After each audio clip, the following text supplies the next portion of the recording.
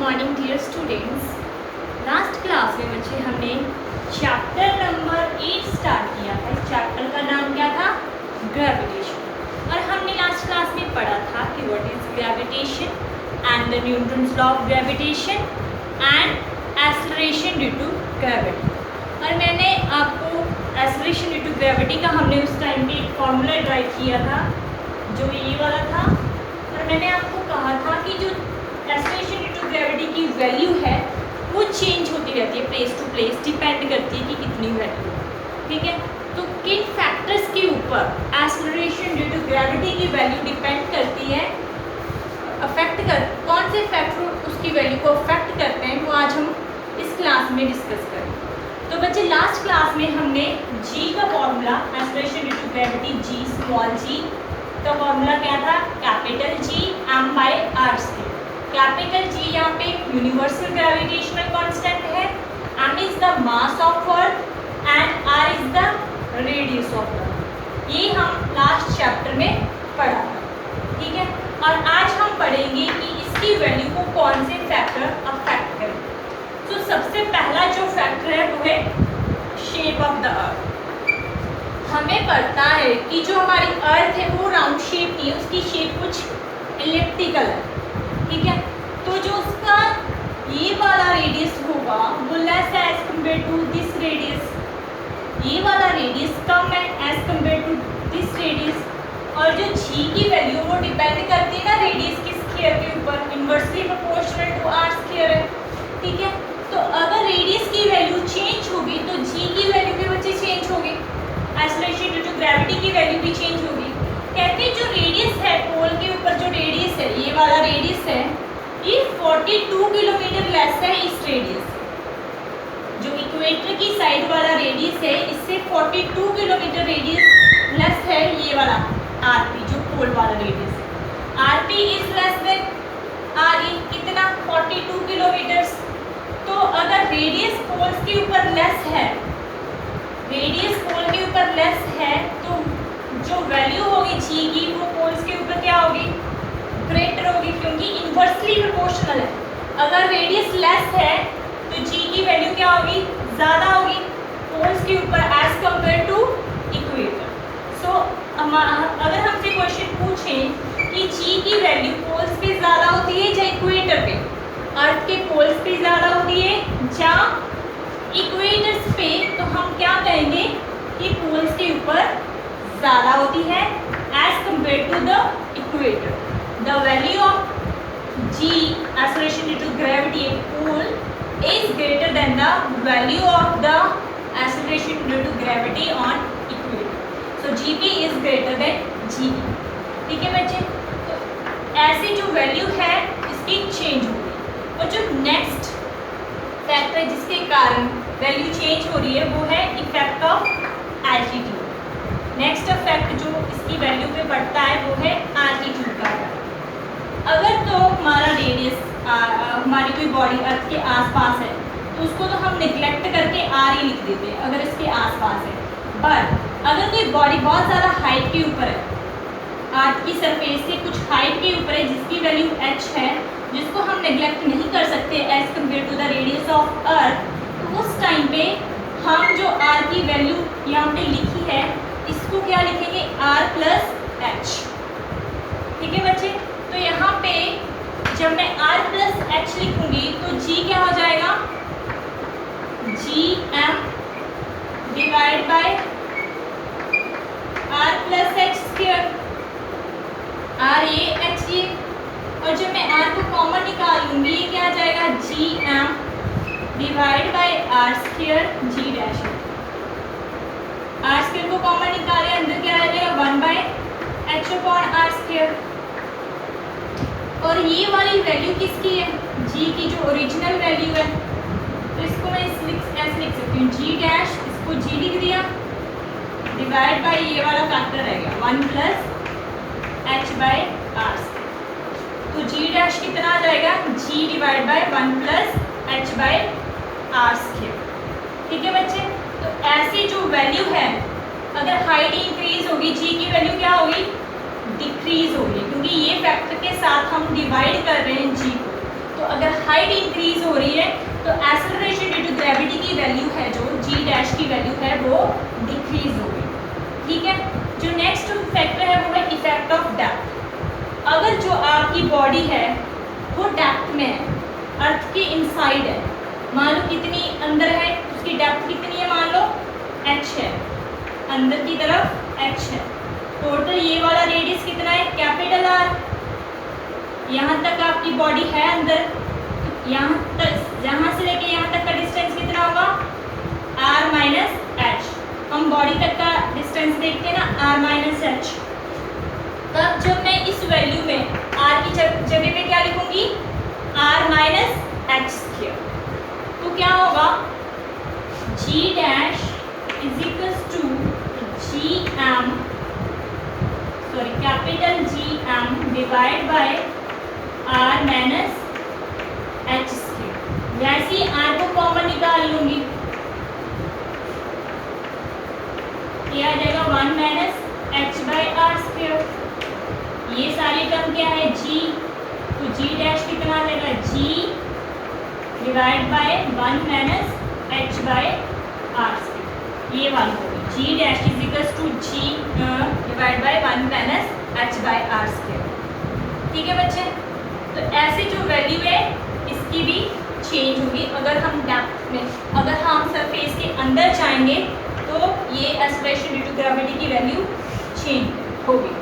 Next जो है, हमें पता है कि जो अर्थ है वो अपनी एक्सिस के अराउंड रोटेट कर रही है।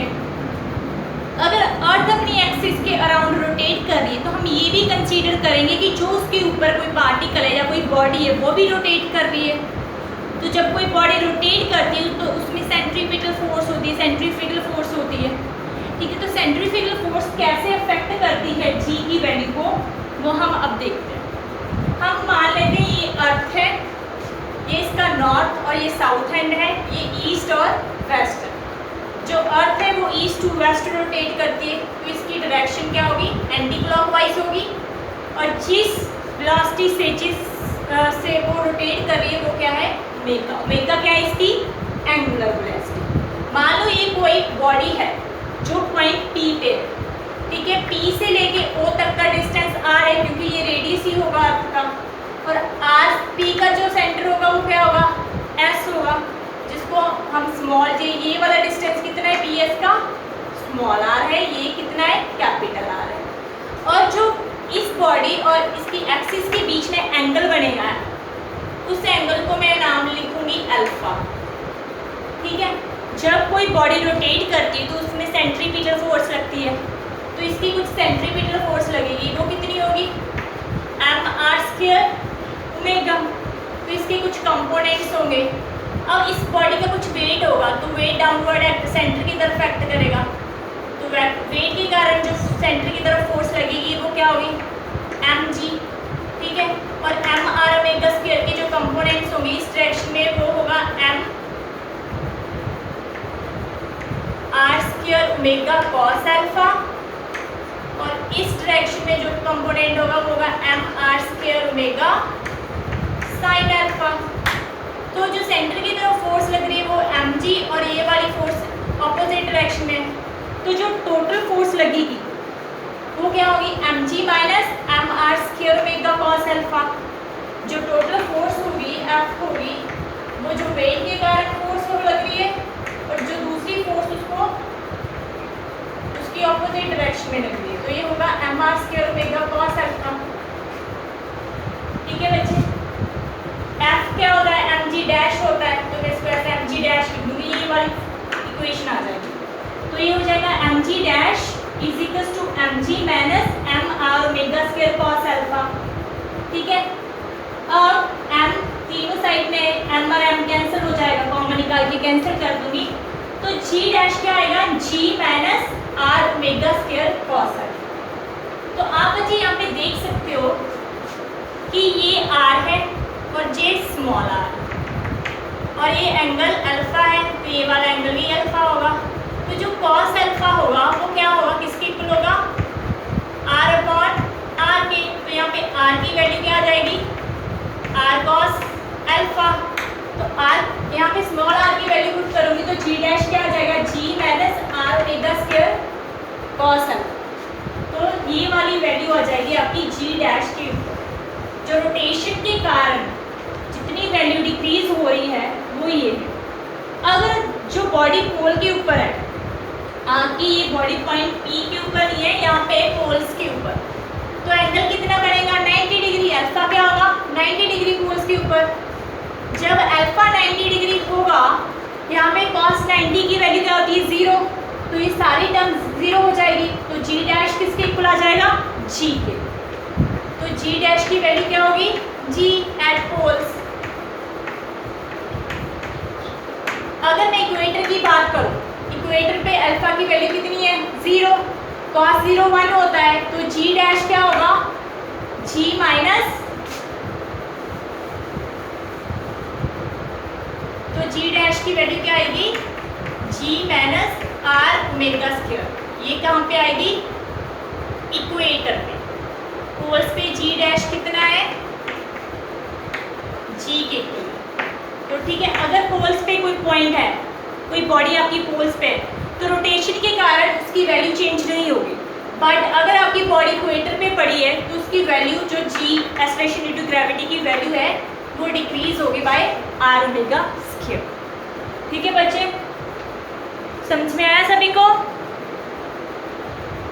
नेक्स्ट है, तो ये 4 इफेक्ट थे, 4 चीजों के ऊपर डिपेंड कर रही है एक्सेलरेशन ड्यू टू ग्रेविटी की वैल्यू। ठीक है बच्चे, ध्यान से पढ़ना है इसको। और जो अब नेक्स्ट टॉपिक है इस चैप्टर का वो है ग्रेविटेशनल फील्ड। ग्रेविटेशनल फील्ड, मान लो मेरे पास कोई मैग्नेट है, जहाँ तक मैग्नेट का इफेक्ट, अगर मैं मैग्नेट कोई चीज़ को जहाँ तक अट्रैक्ट कर रहा है, यहाँ तक उस मैग्नेट की अट्रैक्शन को मैं फील कर पा रही हूँ, उस एरिया को हम बोलेंगे उसकी फील्ड है, उस मैग्नेट की फील्ड है।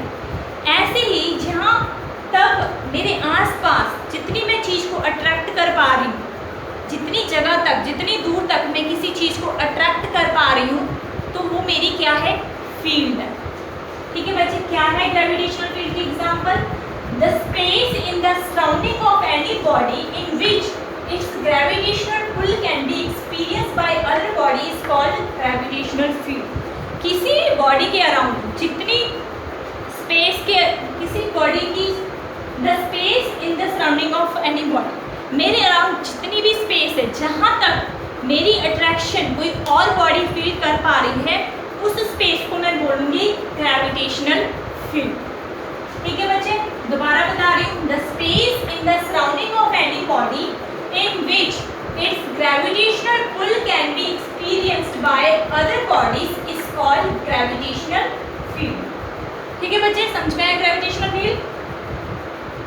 नेक्स्ट जो टॉपिक है वो है इंटेंसिटी ऑफ ग्रेविटेशनल फील्ड। इसकी इंटेंसिटी, जो ग्रेविटेशनल फील्ड है उसकी इंटेंसिटी क्या होगी, मतलब उसकी स्ट्रेंथ या इंटेंसिटी क्या है। इंटेंसिटी क्या होगा, the gravitational force acting per unit mass at any point on the gravitational field is called intensity of the gravitational field. Intensity को आई या ईजी से लिखते हैं। इंटेंसिटी क्या होती है, जितनी ग्रेविटेशनल फोर्स कोई बॉडी एक्सपीरियंस कर रही है और उस बॉडी का मास, F upon m is called the intensity of gravitational field. F की हम वैल्यू पुट करेंगे, जो ये वाली Gmm/r², ये वैल्यू पुट करेंगे तो m के साथ m कैंसिल हो जाएगा, तो जो इंटेंसिटी की वैल्यू आएगी वो आएगी Gm/r²। ठीक है, इंटेंसिटी क्या आएगी Gm/r²। इंटेंसिटी होती है फोर्स अपॉन मास, तो फोर्स के यूनिट्स क्या होते हैं न्यूटन, और मास के यूनिट्स क्या होते हैं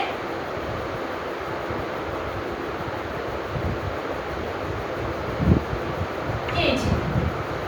तो इसके यूनिट्स क्या आ जाएंगे न्यूटन पर केजी। अगर डिमेंशनल फॉर्मूला निकालना हो, फोर्स का डिमेंशनल और मास इनटू एक्सेलरेशन mLT-2, मास का m होगा, m के साथ m कैंसिल हो जाएगा, तो इसका डिमेंशनल फॉर्मूला क्या आएगा LT-2। तो इंटेंसिटी का डिमेंशनल फॉर्मूला आएगा LT-2। उसके बाद जो नेक्स्ट टर्म है वो है ग्रेविटेशनल मास। ग्रेविटेशनल मास किसके इक्वल होगा, weight of the body divide by acceleration due to gravity. किसी भी बॉडी का जो ग्रेविटेशनल मास है वो किसके इक्वल होगा? Gravitational mass is equal to weight of the body, weight of the body divide by acceleration due to gravity, weight of the body divide by G, acceleration due to gravity की value को divide करेंगे अगर weight से, तो हमारे पास क्या आएगा? Gravitational mass. ठीक है बच्चे, तो आज की क्लास में हम इतना ही पढ़ेंगे। नेक्स्ट क्लास में हम इस चैप्टर को आगे कंटिन्यू करेंगे और आप अच्छे से इससे रिलेटेड जो न्यूमेरिकल है उनको ट्राई करना सॉल्व करने की। अगर कुछ नहीं समझ में आया तो मुझसे पूछ लेना नेक्स्ट क्लास में। तब तक के लिए बच्चे good bye, have a nice day.